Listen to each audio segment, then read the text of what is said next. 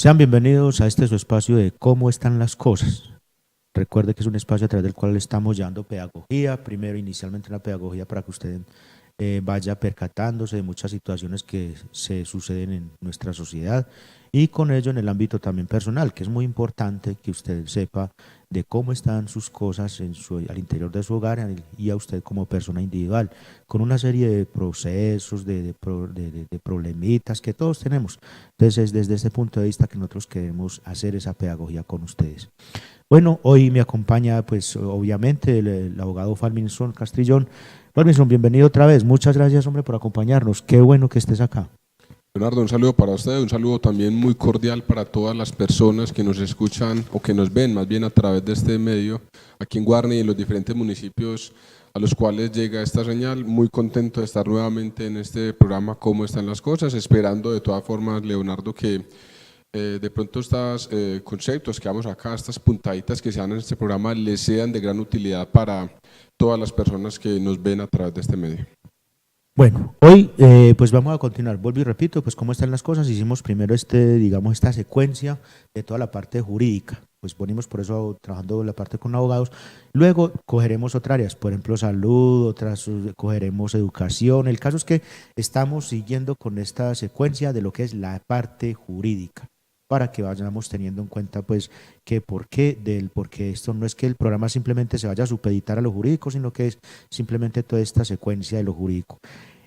Bueno, Falminson, a ver, precisamente siguiendo con esta secuencia jurídica, pues habíamos terminado el último programa con el divorcio de mutuo acuerdo.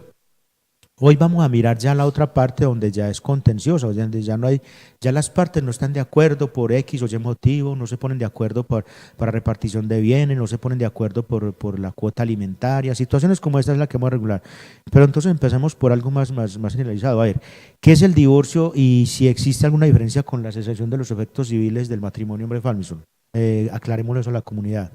Claro que sí, Leonardo. Inicialmente tenemos que, para hablar de un divorcio, necesariamente tenemos que referirnos inicialmente a un matrimonio, ¿cierto? El artículo 113 del Código Civil establece de que el matrimonio es un contrato solemne, es decir, que tiene unas formas, unas ritualidades específicas establecidas en la ley que sea entre dos personas. En este caso no sería ya entre hombre y mujer, toda vez de que vía jurisprudencia se ha establecido de que las parejas del mismo sexo también tienen cierto tipo de derechos, y en esa medida hablamos de que el matrimonio no es ya entre un contrato entre un hombre y una mujer, sino entre dos personas, ¿cierto? Cuyo fin es el de auxiliarse mutuamente, procrear, socorrerse, ¿cierto?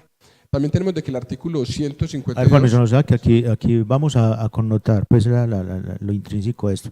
Es un contrato, miren que también es un contrato entre dos personas, ya no lo manifiesta el abogado, ya se vale hombre-hombre, mujer-mujer, hombre-mujer, ¿cierto? Ya de todos nuestra ley está definiendo eso en aras a la igualdad y al libre desarrollo de la personalidad. Pero entonces lo que decía hay un elemento ahí que es el afecto, el afectivo, es eso lo que ya es un contrato, pero con un aditamento más, que es el afecto, porque ya pues si una pareja se une con estas finalidades es porque hay amor entre ellos, bueno, hay cierto carácter. Entonces, desde el punto de vista para que vayamos mirando, pero es un contrato más, aunque suene un poquito tosco, pero es un contrato más entre dos personas.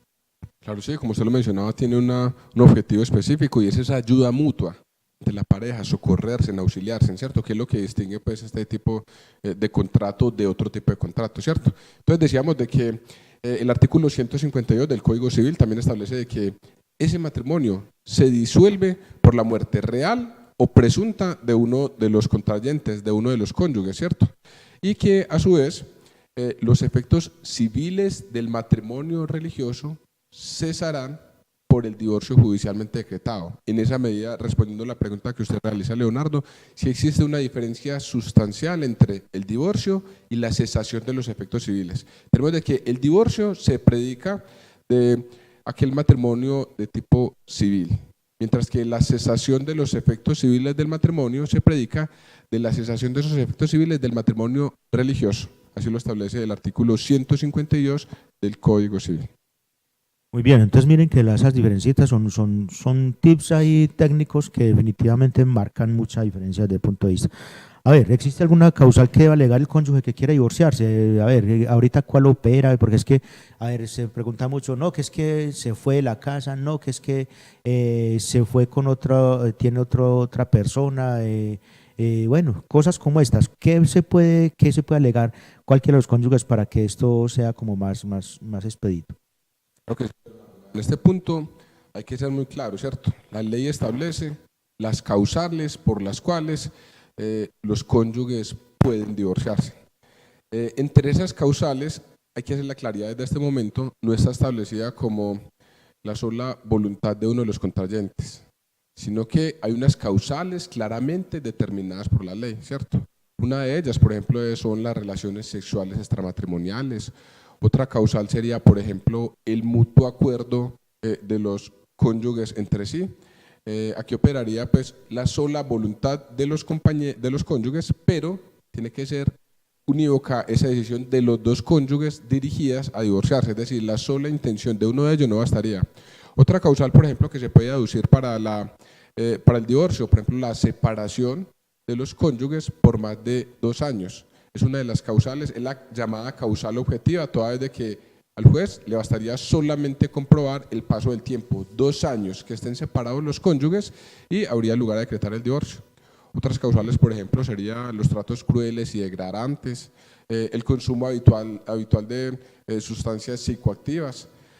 Otra causal sería, por ejemplo, la constante embriaguez de uno de los cónyuges. Otra causal que establece también la ley sería aquellos actos que tiendan a corromper al otro cónyuge o a las personas que habitan ese grupo familiar. En general son 9 causales las que establece la ley para poder iniciar un proceso para el divorcio judicial, en este caso estamos hablando. A ver, Falminson, una enfermedad grave de la otra persona puede conllevar también a que se configure el divorcio. Claro, una enfermedad grave puede conllevar también a que el cónyuge solicite el divorcio, ¿cierto? En el entendido de que esta enfermedad grave no permita el establecimiento de la vida común de la pareja o de que esta enfermedad que padece uno de los cónyuges represente un peligro para el otro de los cónyuges. Son unas circunstancias que también se tienen que establecer en un proceso judicial y el juez será el que determine si se configura o no la causal de acuerdo con las pruebas que se logren acreditar al interior del proceso. Bueno, entonces ya miramos pues cuáles son esas causales de divorcio. Mire que están muy claras para que usted vaya teniendo en cuenta. Y aquí vamos a ir entrando en el tema de lo que es el divorcio, pues que dice contencioso, es decir, cuando las partes no están de acuerdo, ¿cierto? Entonces ahí es donde vamos mirando. Pero miren, por ejemplo, una causal muy importante, como lo dice el abogado, la causal objetiva de la separación por más de 2 años.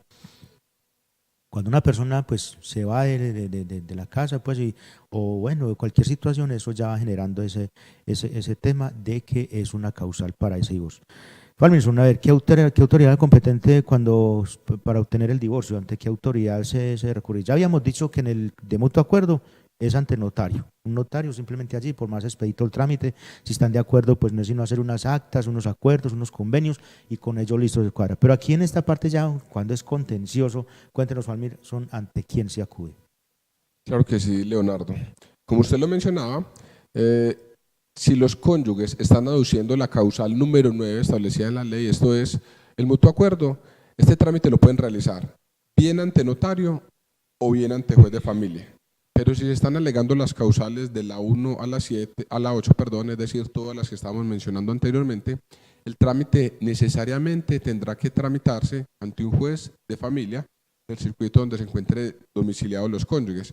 Y tiene una razón de ser eso, Leonardo, porque es mediante un proceso judicial donde se puede determinar si la causal que está alegando uno de los cónyuges existe o no existe. Es el juez, a través de la inmediación de las pruebas, de todas las pruebas que se practiquen al interior del proceso. Esto es de testigos, de pruebas documentales, de diferentes, hay libertad probatoria para que los cónyuges demuestren la causal que están alegando y es el juez, con base en todo ese acervo probatorio, el que va a decidir si esa causal se configura o no se configura a efectos de decretar la cesación de esos efectos civiles del matrimonio religioso o el divorcio. A ver, ¿hasta dónde de pronto esas causales de divorcio estipuladas en la ley hacen más gravosa la situación para quien las genera? Es decir, por mencionar de que el hombre abandonó la casa, el hogar. ¿Eso hasta dónde o cuál es cuál es la connotación principal para que ello sí sea prueba fehaciente para generar el divorcio? Bueno, antes de responder esta pregunta, Leonardo, hacemos una claridad también. Comúnmente se ha entendido como que el abandono de hogar sería una causal para iniciar un proceso de divorcio. Pero lo cierto es que el abandono de hogar por sí mismo no es el que genera o da lugar a o no está establecido más bien la ley como una causal para iniciar el proceso del divorcio, sino que es este abandono configurado ya con los 2 años de separación que darían pues lugar a iniciar el proceso de divorcio. Y tendría pues unas consecuencias, Leonardo, pues adversas para el cónyuge que da lugar a esa causal, ¿cierto? Si le entiendo la pregunta, las consecuencias adversas serían, por ejemplo, que este cónyuge que ha dado lugar a la causal estaría en la obligación o sería condenado al interior del proceso judicial que se adelante como cónyuge culpable, y en esa medida estaría en la obligación de suministrarle alimentos al cónyuge que no dio lugar a esa causal, ¿cierto? Exactamente, eso es lo que yo quería que llegáramos, que le aclaramos a la comunidad, porque de todos modos, mire que eso es casi que una prueba en contra, eso es una prueba en contra que va a ser más gravosa al momento del señor juez ir a condenar. Entonces, para que tengamos en cuenta todas estas situaciones. Entonces, a ver, yo diría que lo más práctico sería que, hombre, si hay una pareja que ya no se entienden, hombre, divórciense de mutuo acuerdo, pongan las cartas sobre la mesa, esto es así, esto es así, estos son los bienes que hay para repartir, esto es lo que debemos hacer, este es el acuerdo que tenemos que hacer, no generar todo un desgaste judicial porque se va a ir un proceso en un juzgado que, ¿cuánto puede demorar un proceso en un juzgado, Farmirson, de un divorcio donde se complique, que porque es que no estoy de acuerdo con esta repartición, que no estoy de acuerdo con esta cuota, que no estoy de acuerdo con la custodia de los menores, bueno, todas estas cosas. ¿Cuánto puede demorar un proceso ante un juzgado, Farmirson? Sí, lo mencionaba usted claramente, Leonardo.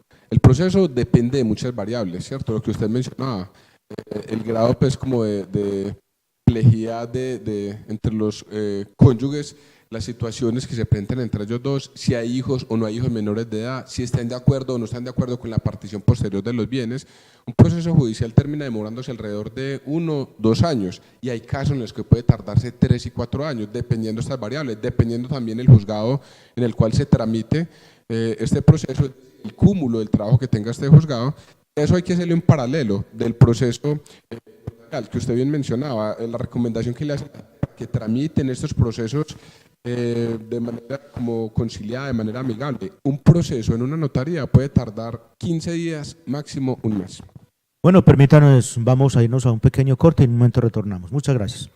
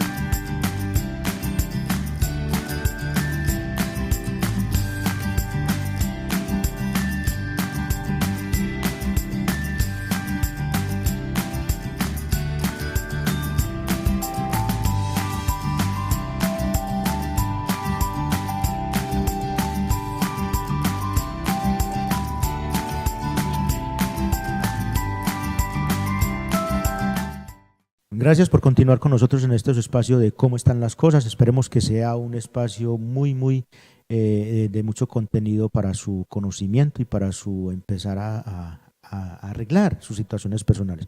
Bueno, a ver, Falminson, el abogado se requiere para tanto el divorcio, pues para notarial o también para contencioso, o alguno se puede obviar esos servicios profesionales de un abogado. Leonardo, sí, necesariamente si se va a iniciar un proceso de divorcio, bien sea notarial o bien sea judicial, esto es ante el juez de familia, necesariamente se requiere la presencia de un abogado titulado con su tarjeta profesional vigente, porque es este abogado quien se encargará de, en el caso de que sea de mutuo acuerdo, llevar todo el trámite ante el notario, siguiendo como unas solemnidades o unas ritualidades que se tienen que observar en este trámite. Y en el proceso judicial con mayor razón, toda vez de que es un proceso que se adelanta ante un juez, la parte tiene que tener un abogado que ejerza el derecho de postulación, que es el que va a llegar la demanda en debida forma ante el juez, va a presentar la demanda con todos los requisitos, va a solicitar pruebas, es decir, se requieren unos conocimientos técnicos que la parte por sí misma eventualmente no estaría en la capacidad de cumplirlos, y en esa medida sí es necesario la presencia del abogado o tener un abogado en uno o en otro trámite.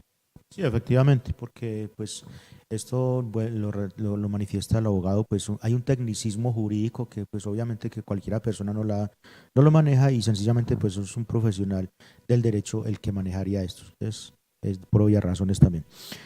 Bueno, Falminson, a ver, ¿puede cualquiera de los cónyuges tener como causal para solicitar el divorcio su sola voluntad? O sea, es decir, no, es que yo me quiero separar ya y yo no quiero más con ese señor nada, con esa señora nada, yo me quiero abrir.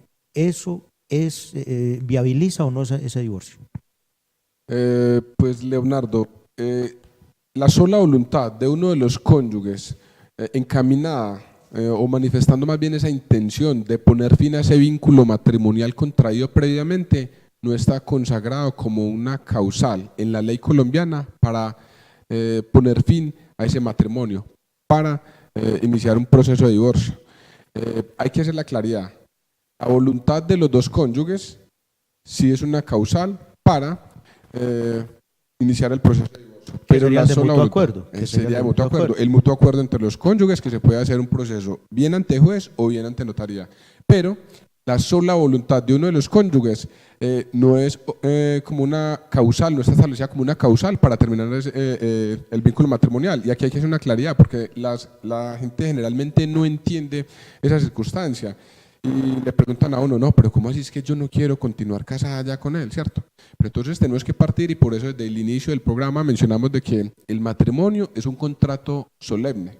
Cuando hablamos de un contrato se establece hablamos más bien, perdón, de la reciprocidad de unas obligaciones entre los contratantes, es decir, entre los cónyuges hay unas obligaciones y unos derechos correlativos. En esa medida, la sola voluntad de una de las partes para terminar ese contrato no le puede ser oponible a la otra parte, sino que se tiene que estar a una de las causales establecidas en la ley para poner fin a ese vínculo matrimonial. Es decir, no, es que me quiero separar, ¿pero por qué? No, es que quiero divorciarme. No, ¿pero por qué? Tiene bien claro, lo dice el abogado, tiene que estar dentro de esas 9 causales, o las 8 pues que quedan, porque la 9ª es la de mutuo acuerdo, prácticamente es dentro de esas 8. No es porque quiera decir, no, es que ya, pero ¿por qué? Eso es lo que tiene que quedar muy en claro, ¿cierto? No es desaparecer el vínculo porque no, ya me quiero ir, como quien dice, deshacer un contrato sin más ni más. Aquí hay que hacer una claridad también. El órgano de cierre de la jurisdicción, el máximo órgano, la Corte Suprema de Justicia, se ha pronunciado frente a este punto. Inicialmente se presentó una demanda frente a estas causales establecidas en la ley para solicitar de que se dejara sin efecto estas causales y que se tuviera más bien en cuenta como la sola voluntad manifestada por uno de los cónyuges de que no quería continuar casado, se estableciera como una causal de divorcio. Pero esta ponencia fue derrotada, 8 magistrados decidieron de que eso no era posible, de que las 9 causales establecidas en la ley se ajustaban a los presupuestos contenidos en la Constitución Política, y entonces hasta el momento hay que decir eso. La Corte Suprema de Justicia decidió de que la sola voluntad de uno de los cónyuges no es causal para poner fin a ese vínculo matrimonial. que eso a su libre albedrío pues queda la interpretación de esto, ¿cierto? Porque hay veces que una persona se cansa de la otra a pesar de que la otra persona sea responsable, sea juiciosa, sea bien en todo sentido, pero hasta más dulce manjar cansa. Lamentablemente es eso, pero queda muy claro. No es por ese simplemente de voluntad, me quiero separar, me quiero divorciar, perdón, me quiero divorciar. No es ese simplemente acto voluntario de una sola de las partes, sino que tiene que entrar en configuración de estos elementos. Bueno, Alfalmison, cualquiera de los cónyuges puede mandar o iniciar el proceso para obtener el divorcio, cualquiera, o sea, o cómo opera en este sentido la jurisdicción. Claro que sí. En ese punto hay que ser muy claros. No cualquier cónyuge está habilitado para alegar una causal para iniciar el proceso o la demanda tendiente a obtener el divorcio o la cesación de los efectos civiles del matrimonio. Es decir, el cónyuge que dio lugar a la causal no puede alegar esa misma causal en beneficio propio para obtener el divorcio. Traducido pues a palabras como más que sean entendidas, es el hecho de que si el cónyuge que dio lugar a la infidelidad del matrimonio, que tuvo relaciones sexuales extramatrimoniales con una persona diferente, este cónyuge no podría alegar esa misma causal a efectos de obtener el divorcio. Esa causal la debe alegar el cónyuge que no dio lugar a los hechos que dan la causa o el origen al proceso de divorcio. Exactamente, pues muy claro eso, ¿cierto? Porque obviamente que si una persona es la que está incurriendo está inmerso en alcoholismo, en drogadicción, él mismo no puede decir, no me voy a divorciar porque yo soy el vicioso, no, es la persona que se siente afectada con esas conductas y con esas situaciones. Bueno, valga la pena también, Falminson, decir algo acá. El tecnicismo jurídico es un poquito, valga la redundancia, es un poquito complejo.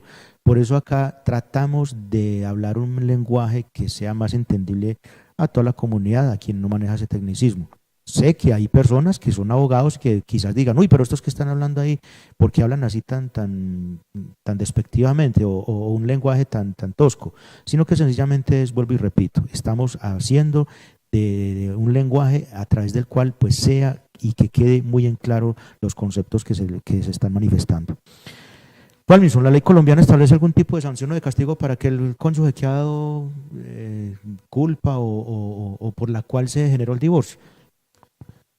Sí, también lo mencionábamos de pronto ahorita al inicio, no con tanta profundidad, pero sí.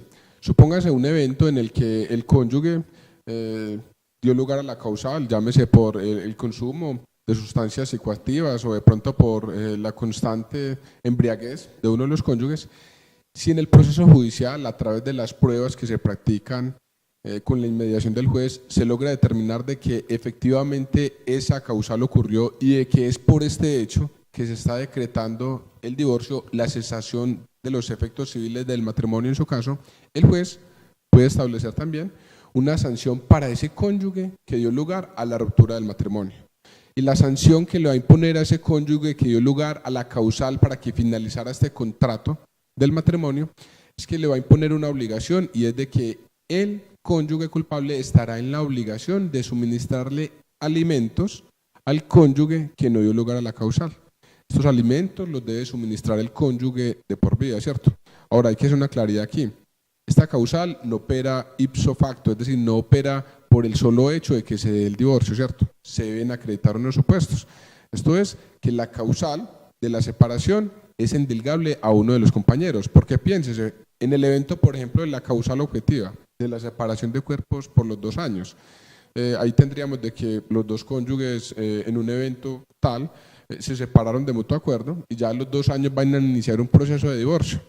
Aquí no podría establecerse de que la causal está en cabeza de una o de otra persona, porque si los dos decidieron previamente separarse, cada uno se separó, se fue de su domicilio y están habitando de manera separada y ya llevan un espacio de 2 años habitando sin cohabitar más bien estas 2 personas, lo cierto es que aquí no podría establecerse de que esa causal objetiva sea imputable a uno de los compañeros. Entonces, en este evento no operaría esa sanción de la que hablamos, la de los alimentos que se le deben al otro cónyuge o al cónyuge que no ha dado lugar a la causal establecida para ese proceso de divorcio. Exactamente, porque hay eventos donde por decir algo, una de las partes, digamos algo, vamos a hacer, sin ser aquí pues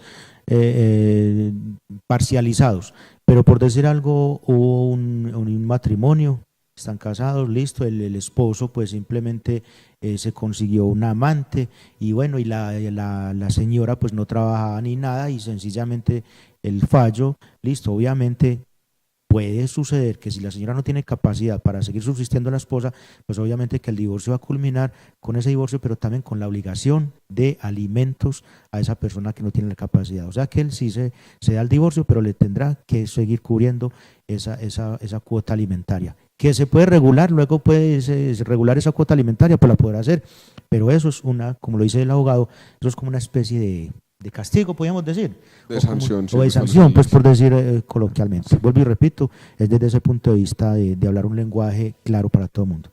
Bueno, a ver, Farmison, ¿existe algún plazo o término entre el cual el cónyuge deba iniciar el proceso para obtener el divorcio? ¿Hay algún plazo o qué? O si se dejan pasar, por ejemplo, los 2 años desde la separación, si por ejemplo, si lleva 3, 4, 5, 6, 7 años con la amiguita, todas estas cosas, ¿eso tiene algún término de prescripción o eso no tiene ningún término? Sí, Leonardo. Al efecto tenemos que decir de que el derecho busca también establecer unas situaciones jurídicas concretas, es decir, no dejar como a la intemperie como esas situaciones que se presentan en un momento dado y que pueden dar lugar derechos a unas personas. En esa medida, la ley también establece unos términos en los cuales el cónyuge que quiera demandar por un proceso de divorcio exija el cumplimiento de esta causal o aduzca más bien esta causal para el proceso de divorcio. La ley establece que es 1 año contado a partir de que suceden los hechos o a partir de que el cónyuge que no dio lugar a la causal conozca la situación. Y lo asentamos en un ejemplo para que quede bien claro. Un señor, el caso que usted colocó ahora, Leonardo, el cónyuge consigue un amante, tiene una relación paralela con su compañera y con su cónyuge. La tienen desde el año 2010, pero resulta que la cónyuge apenas se da cuenta de que su compañero la está engañando, apenas se da cuenta ahorita en el año 2017. La pregunta sería, toda vez de que esta relación inició en el año 2010, ¿a partir de cuánto contaremos el año? ¿A partir del año 2010 o a partir del año 2017 cuando la cónyuge se dio cuenta de que el cónyuge tenía una relación paralela? Y la respuesta necesariamente tendrá que ser a partir de que se da cuenta, porque es a partir de que se entera de ese momento que ella puede ejercer las acciones legales, ¿cierto? Ahora, piense también, si ella se dio cuenta y decidió, aceptar de manera pues expresa esa situación y se da cuenta de que él tiene una relación paralela y 4 o 5 años después va a iniciar el proceso, en ese proceso se puede establecer de que esa causal ya prescribió toda vez de que dejó pasar más del año que tenía para demandar esa causal. Qué importante con esta última pregunta. Yo creo que con esta última pregunta vamos a continuar en el próximo bloque. De todos modos, por hoy llegamos al final de su espacio de cómo están las cosas. Importante a través del cual usted pues se va a dar cuenta de muchas situaciones. Esperamos que haya sido de su agrado, de su conocimiento y que sirva como un insumo más para organizar sus aspectos personales. Hasta una próxima oportunidad. Farmison, muchas gracias. Nos veremos en otro espacio. Hasta pronto.